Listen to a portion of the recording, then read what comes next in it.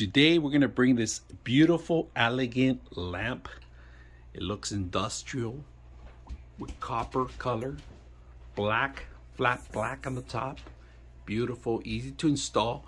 So when you get it, you get the weight, you get the 3 poles, and you set them up together. And then you get the tie downs. These are to tie the actual metal pieces. This is another weight. This weight needs to be set up in the back so it could hold it to the back. And you have another piece here holding it down. And you get a large LED light bulb included with the plastic and different tones, different colors. To change the type of light, you need to step on the actual system itself and it will change it. But you got to do it rapidly so you can change. So here we're going to demonstrate. This is 1 tone, 2 tones, and 3.